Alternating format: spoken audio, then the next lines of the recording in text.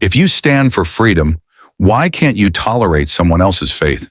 These words sliced through the silence in the cafe like a knife.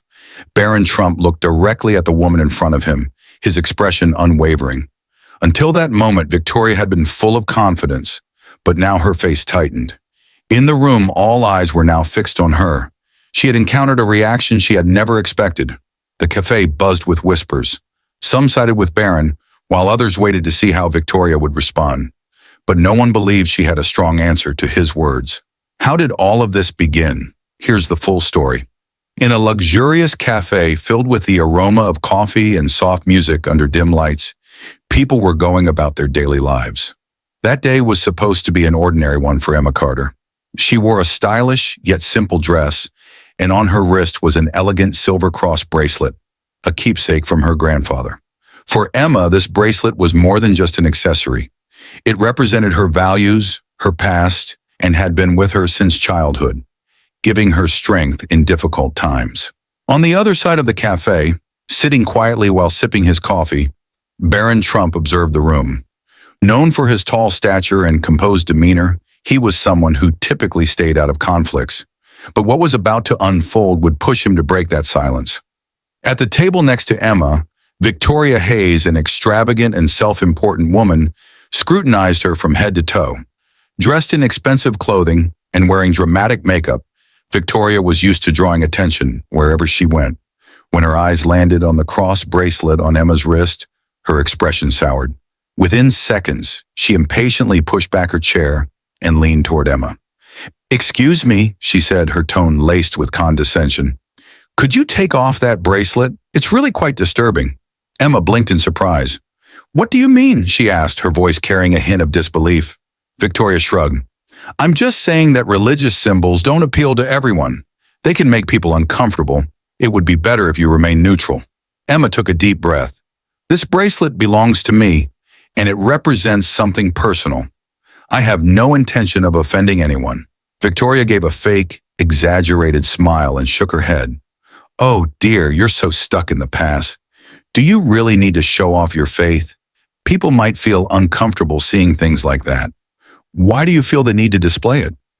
At this point, Emma noticed that others in the cafe were turning their attention toward them. Some watched out of curiosity, while others seemed to silently agree with Victoria's remarks. But at a table further back, Barron Trump's gaze had sharpened. He recognized that a line had been crossed. For a few moments, Barron watched to see how Emma would respond. But as Victoria's smug expression remained unchanged, he decided he had seen enough.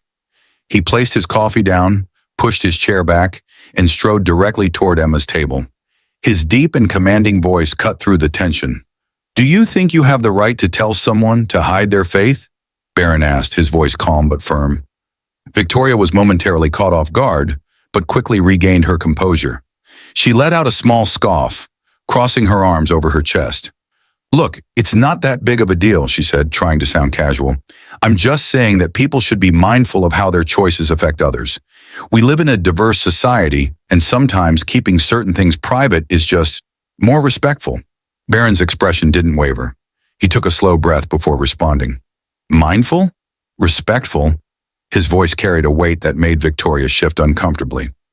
"And yet, you're the one publicly demanding that someone change something about themselves to fit your comfort level. Tell me, does that sound like respect to you?" A few people in the cafe nodded subtly. Victoria, feeling the tension shift against her, rolled her eyes. "Oh, come on," she said, waving a dismissive hand. "It's just a bracelet. It's not like I told her to change her entire identity." Barron tilted his head slightly, his eyes locked onto hers. "But isn't that exactly what you're asking?" He gestured toward Emma. "This bracelet isn't just jewelry to her. It represents something personal, something meaningful, and you're telling her she needs to remove it to make others more comfortable. Would you be okay if someone told you to take off something that mattered to you?" Victoria hesitated. She opened her mouth, but Barron continued before she could speak. "Freedom doesn't mean forcing others to hide parts of themselves just because they don't align with your beliefs.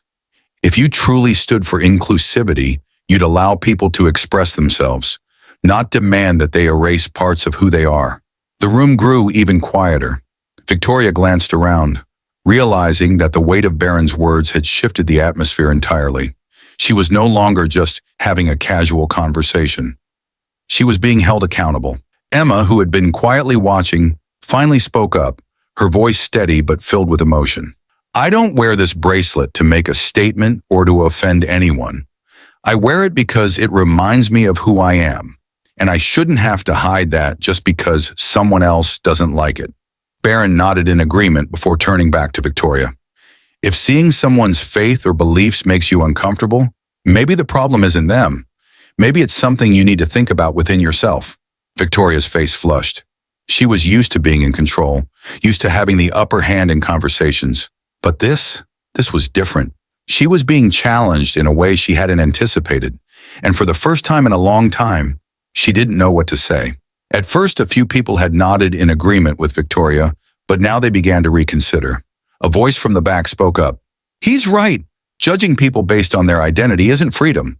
It's oppression. Another woman added, why should anyone be forced to hide their beliefs just because someone else doesn't like them? The cafe was now filled with murmurs. Victoria suddenly realized she had lost the crowd's support. Her confidence had evaporated, her face turning red with embarrassment. She grabbed her bag, muttered something under her breath, and stormed out. No one seemed to mind her departure. Turning back to Emma, Barron gave her a reassuring nod. You don't have to compromise your values for anyone, he said in a firm yet kind tone. People will always remember how we stand our ground when we're under pressure. And today, you stood tall. Emma nodded slightly, a warm smile on her lips. Thank you, she said softly. Barron cast one last glance at Victoria's retreating figure before calmly returning to his seat and finishing his coffee. This event had left an undeniable message in the air. Respect isn't just earned through words. It's demonstrated through unwavering actions. This story serves as a reminder that no one should have to hide who they are to make others comfortable. Emma faced a form of pressure that many experience in different ways, but Barron Trump's response highlighted a crucial truth. True freedom isn't about making everyone the same. It's about allowing people to be who they truly are. What do you think? Did Barron Trump handle this situation correctly? Share your thoughts in the comments. If you love powerful stories like this, don't forget to like, share, and subscribe for more inspiring content. True courage isn't about winning arguments. It's about standing for what's right.